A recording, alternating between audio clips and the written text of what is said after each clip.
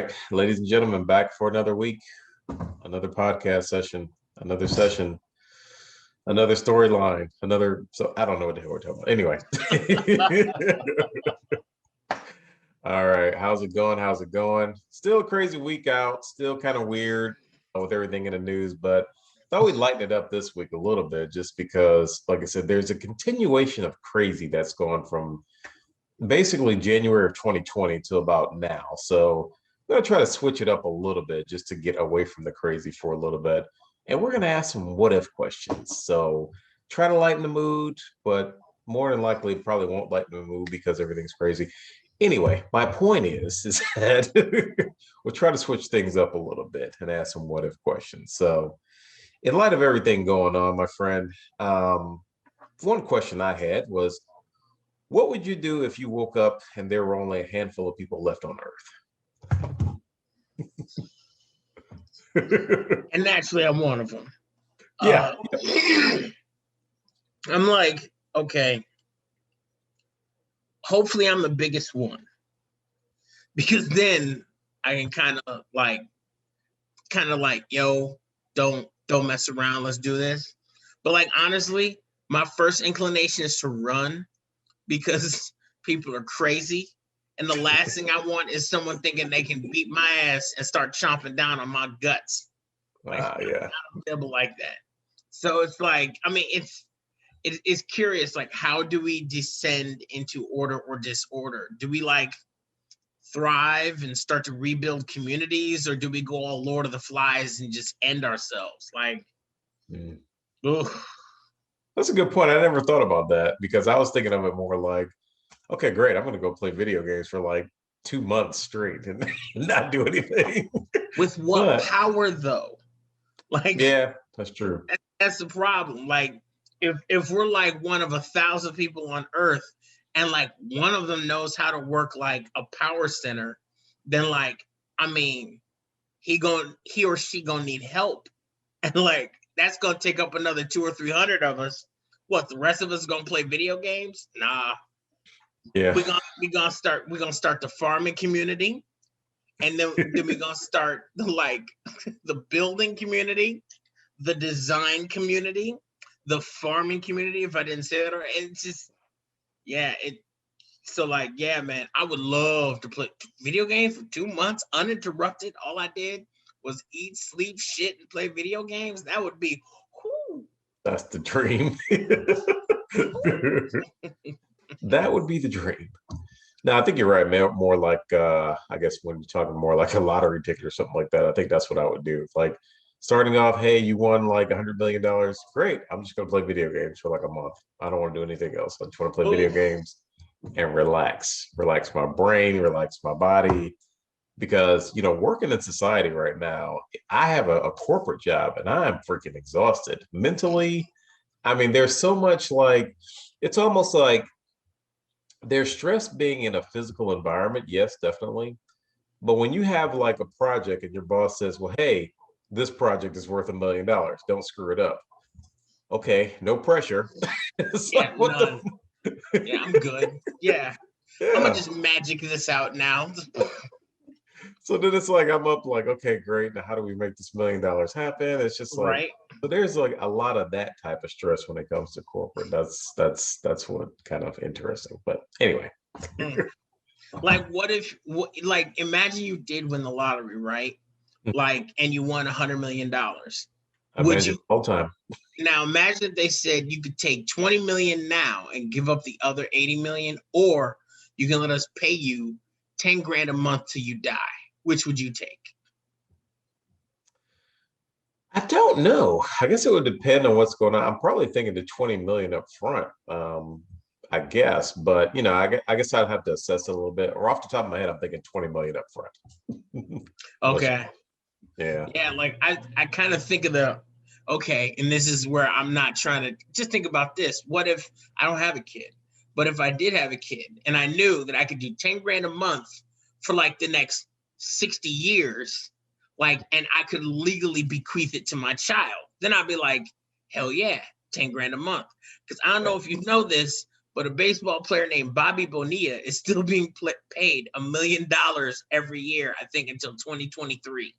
Wow, really? But yes, the way he structured his contract was they was just gonna pay him $1 million a year for like the next 20 years. So he Okay. ain't played in like a decade, but he's still collecting a check. That's pretty nice.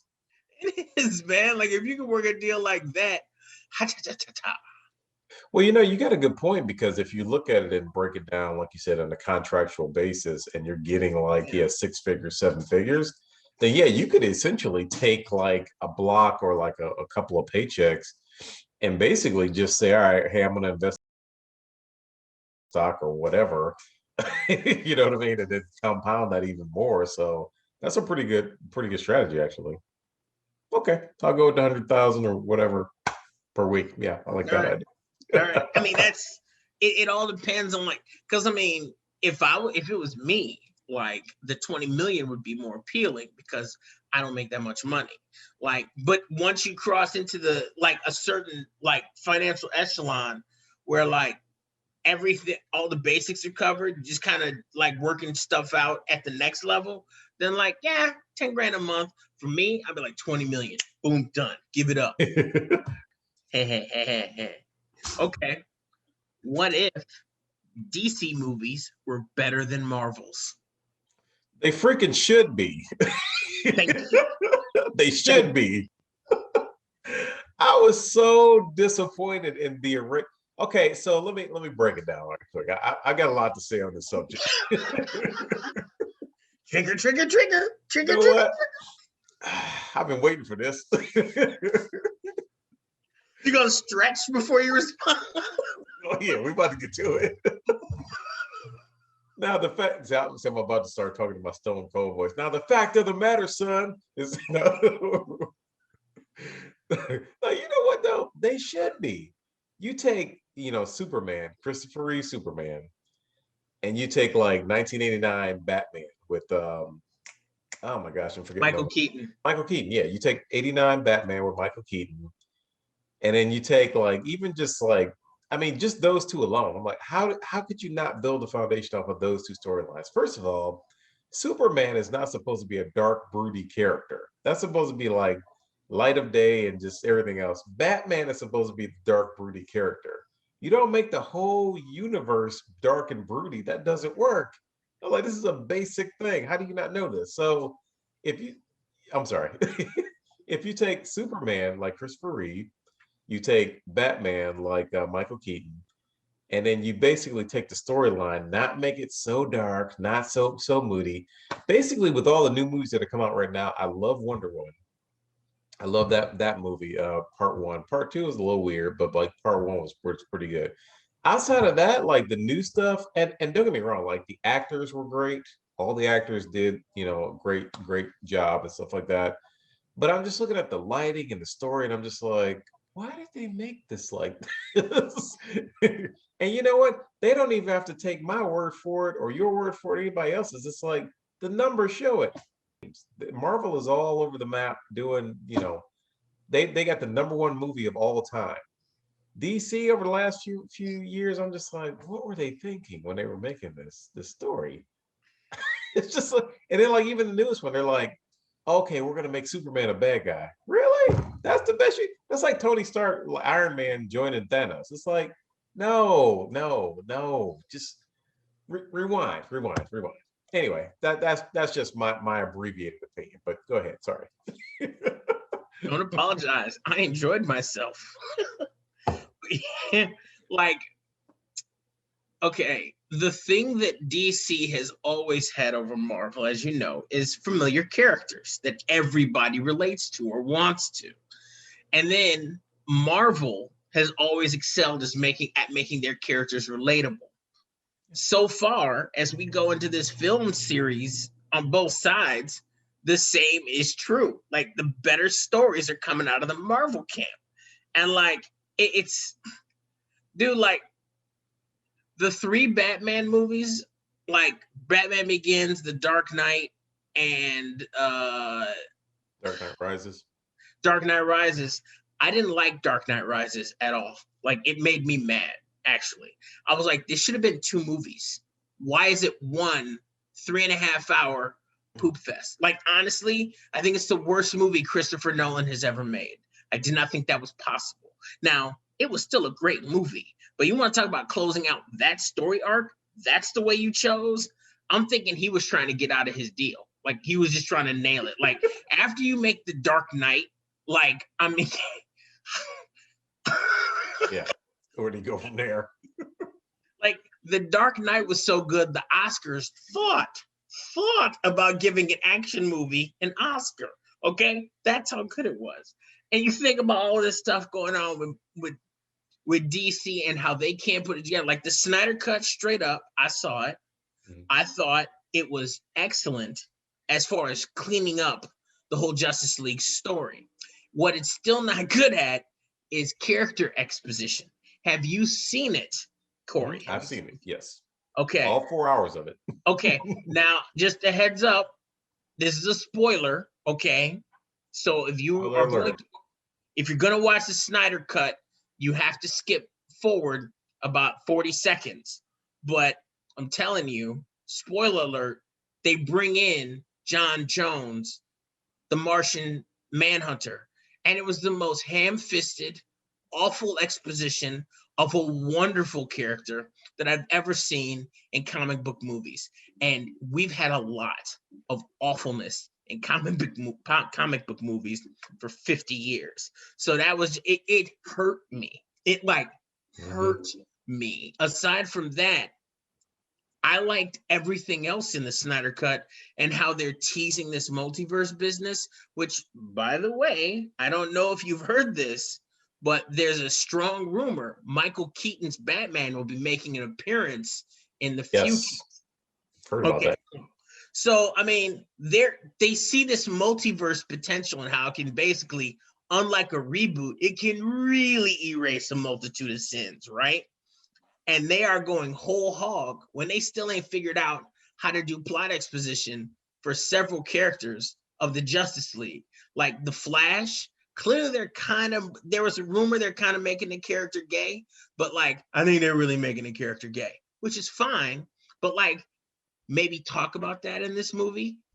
And then Cyborg, like the whole thing on how his body took on the boom tube and became a fully realized, like, it just. Yeah, there was a lot packed into the movie. And I think, like you said, it kind of took me from like a 3 out of 10 of the first cut to like a 6 out of 10 on the second cut. So it's just like. My thoughts exactly. It was better, like, but you know. Yeah, you made it enough where I can swallow it without being angry anymore. Right. But like, I'm still salty that this bite is not as salty as it needs to be.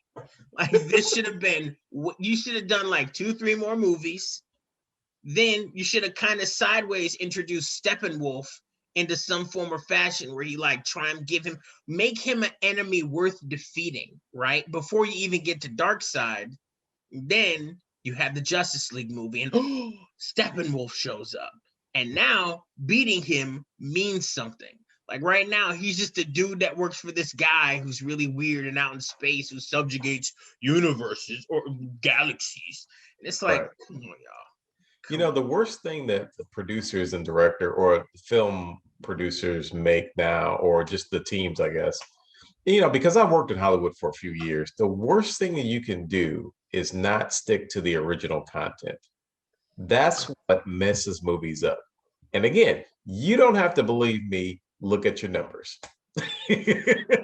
Because when you took a game, let me go down the list here. Super Mario Brothers, excellent game, crappy movie, bombed at the box office.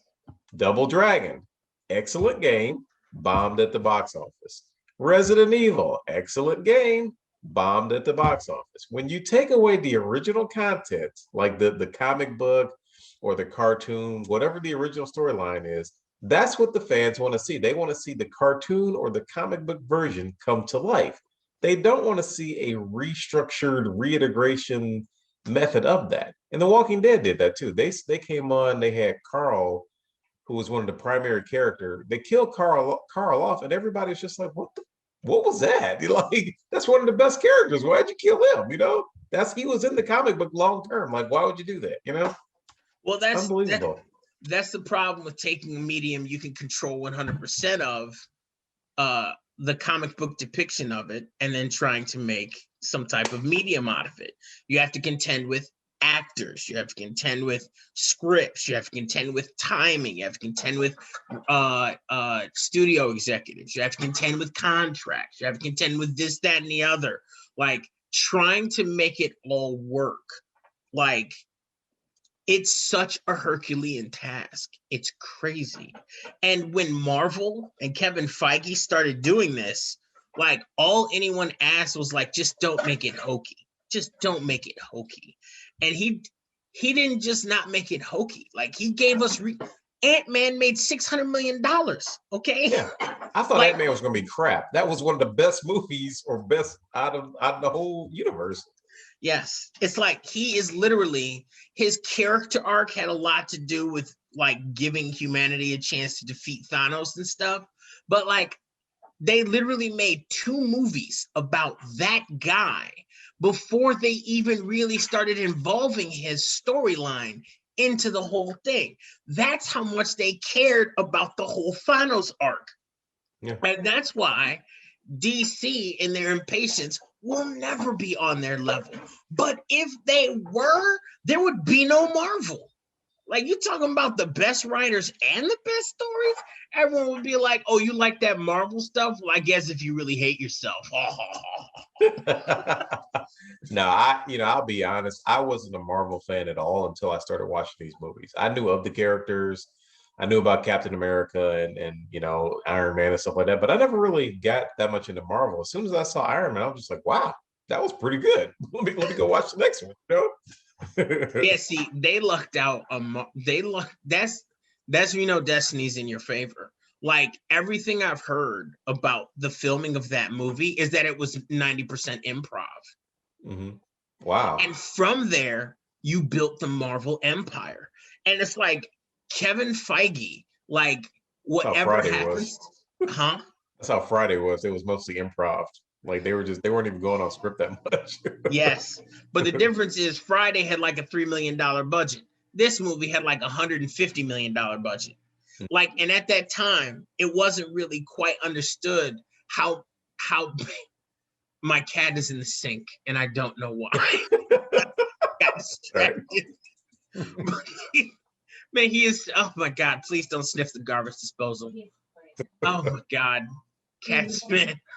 Yeah, he's like small enough to get his head stuck in there. I'm not trying to call the fire department. Yo, my cat, he was looking in the garbage disposal. It got stuck, and the Dawn wouldn't work, and he's clawing me. Like, anyway, the whole thing is just like, there's so much potential in the DC universe to exploit, and oh my God, and they won't do it right. Marvel is curb stomping them on every movie. It's like Suicide Squad was whack. Like, oh, go ahead. No, go ahead. I was about to go off a cliff, bro. I was just getting so mad. Just go ahead. It's the floor is yours, bro. The thing about it, and again, this is just my opinion, you have an element of light and an element of dark. You can't make the whole thing light. You can't have a Care Bears movie. That's too light. You can't have dark, morbid, demonic, whatever on the opposite side either. You got to have like a good balance. Marvel has a good balance. They have Tony Stark. They have Thanos. They have, Ant-Man and the Wasp guy that tried to defeat him. It's a good balance of both. You can't make the good guys bad guys and then make the bad guys better guys. It's like that doesn't work, dude. Yeah. It's just weird. Like, Marvel totally understands, like, for the bad guy to work, you have to make him relatable. You have to make his or her incentives, like, something to be like, you know what? I get you. Like, I get you. I want you to lose, but I get you, because it hurts more when they do lose. Like, there's nothing in you that's emotionally stirred when the bad guy loses, when you've just known him as a bad guy. It's like, oh, he's a turd. I hope he loses. Then when he loses, you're like, good. That's how the world should be. But when you see that bad guy talking and you understand his motivations because you've been there, it's like when he loses, you have to think. And Marvel loves to put you in that situation.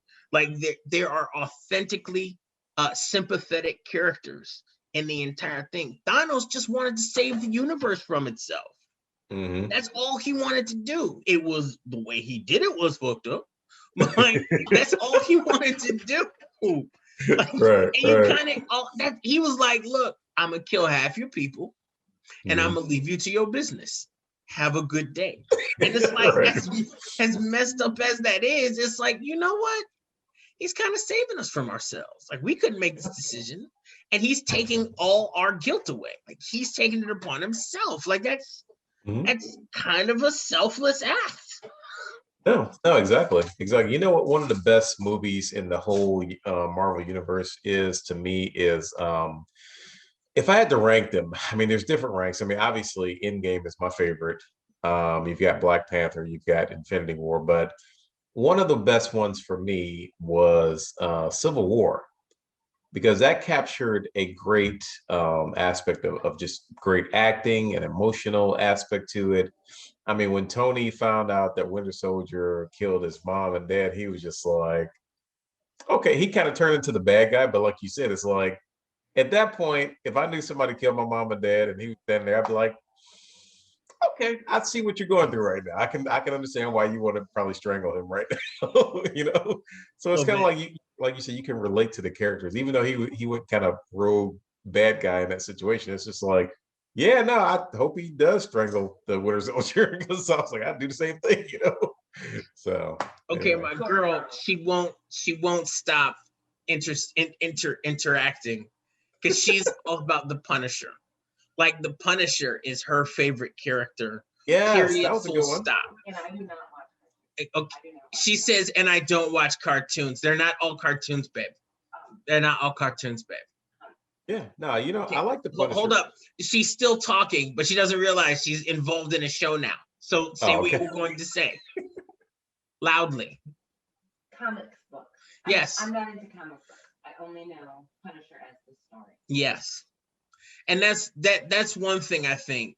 I think my girl would be into more of these stories had she been into comic books. But unfortunately, the only characters who are probably the most flushed out as far as personally are the Netflix Marvel characters. Like the Netflix Marvel characters, like you got whole seasons in them. You got to know them. And my girl watching all four of them is like technically 5, I guess, with Punisher, but she like the Punisher is her favorite. So like it's kind of an emotional thing with her. Because one time I had made her watch too many episodes consecutively, and we were getting to the end of the season. So it's like, okay, my girl has like a 90-minute done. Like after 90 minutes, like, it's like I have to do something else. And it can't be television. You can't play. I have to be somewhere else. So like I had her at that point in like hour 3. And I didn't know this threshold existed. But something happened in the show that was emotionally stirring so much that she needed it to happen because of who did what to who. And when it happened, she was like, spit in his mouth. And that's when I met my girl for the first time. And every now and then we'll be watching something and one of us will be like, spit in his mouth. The sheer range of it all. My what if question has gone on very long. It is your turn to introduce your what if question. Well, the thing is, it's a great question, but let me just say one last thing on that subject, though, because similar to, you want to talk about the emotional aspect and everything like that, similar to Star Wars, when you got Episode 3, Anakin and Obi-Wan fighting it out on Mustafar, they're going at it, the chop happens, Anakin goes down, you were the chosen one. It's like, man, you just like feel for it. It's like, oh man, that's deep. That hits you right here. Then you go from that. I don't know if you know where I'm about to go with this, but Okay, I don't follow Star Wars as well as most. I it's okay. okay. It's okay. I do have a question for you, Yeah. just real quick. Yeah. Have you heard the Jar Jar Binks is a Sith Lord theory? Oh yeah. Okay, Yeah. cool. I just had to make sure because, like, Yeah. when you start reading it, it's like, The arguments do make you start looking at it, it's like, oh wow, yeah, he did do that, and then he did yes, that. Yeah. So yeah, no, yes, it makes sense. yes. But you go from episodes 1 through 6. God bless George Lucas, wonderful man. You go from episodes 1 through 6, and it's like, okay, cool. Then they started the new episodes, and I'm just like, it's almost like, okay, you have the perfect auditorium, you got a perfect decorations, the food's in place, you have the perfect setting for a wedding, and then you give the bride like a red dress or a blue dress. It's like, you had the perfect setup. Why are you changing the formula? They brought in the new cast, and I'm like, okay, cool. And then they brought new characters. Okay, cool. And then it's like they had, the CGI and the effects and everything like that. But somewhere along the line, they forgot Luke Skywalker was supposed to be like the baddest man in the universe, and they turned him into like a hermit. I'm just like, what? Okay. See, okay, Again, this is a whole why? conversation right here. Why would you do that? You have the perfect setup. Why would you bring in a bride with a blue dress? It's like, just stick to the script, dude. Just stick to the original. Stick to the. I'm sorry. Anyway, I can go on and on about it, but go ahead. Sorry. Nope, I'll ask my nope. next question. I'm Ned. Your question's not your question. Okay, sorry.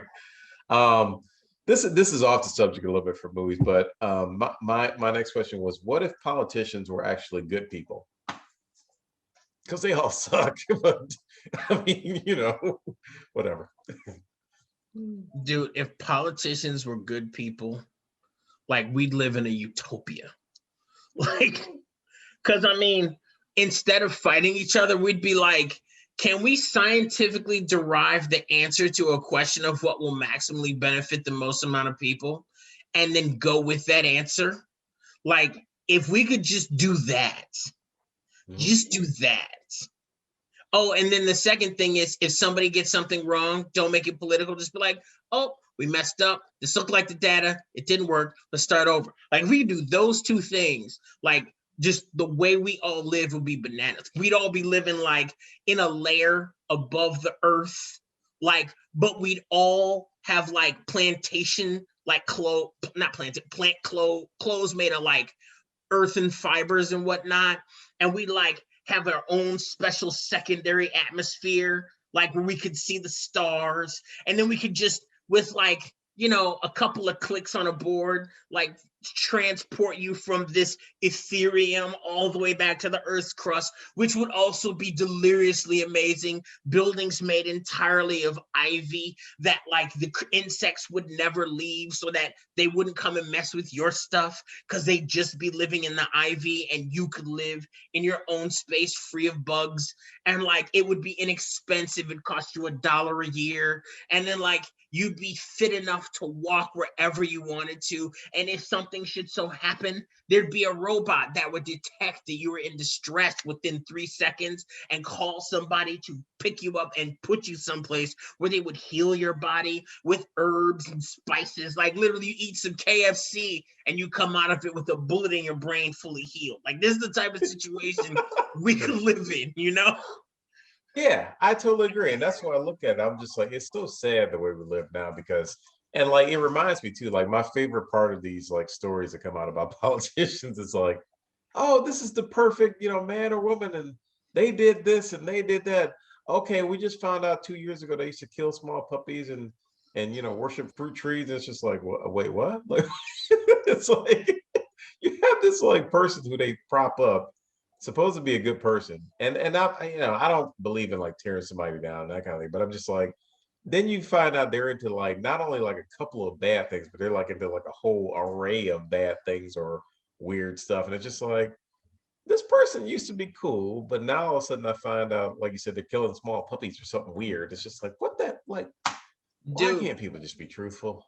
going back in people's Twitter timelines is like a science now.